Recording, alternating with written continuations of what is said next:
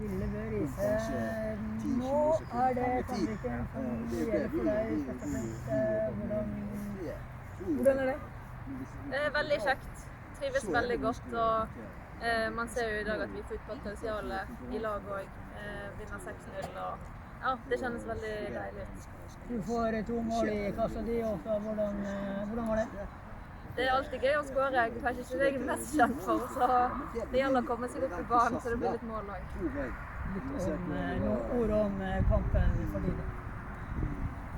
Litt hakket i første omgangen, litt unødvendig slurv, men så skårer 2 mål og får en assist, så jeg føler jeg kommer greit inn i det og spiller egentlig av kampen i andre omgang. Du har trent med Sandviken, så fikk man vite at du signerte til slutt med klubben.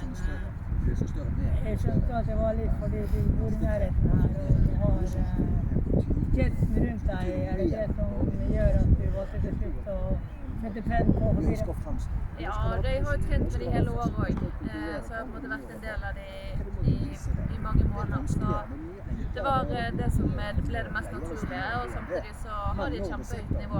Jeg ser jo her at du spiller fin fotball som jeg liker å spille, så ja, det føltes veldig rett. Ja, hvordan blir det i år, tror du? Det har vært en lang preseason for alle nå. Føler du at du begynner å kikke formen inn? Ja, jeg føler det nærmer seg. Vi hadde jo en sånn preseason i fjor også, så jeg begynner vel å bli vant til å trene hardt så lenge. Men det gøyeste å spille kamper, så det er kjekt å komme i gang med det nå. Ja, for da har det vært en del treningskamper for dere også. Dere har en kamp til før det virkelig går til løpet. Føler du at beina tåler å vente så lenge før virkelig betyr noe? Ja, nå har vi ventet så lenge, så vi klarer å vente litt til. Når skjer det? Sesongen kommer, poengene begynner å telle. Hva tenker du om det som skal skje? Det blir veldig spennende. Jeg føler at vi viser i dag at vi nærmer oss toppform.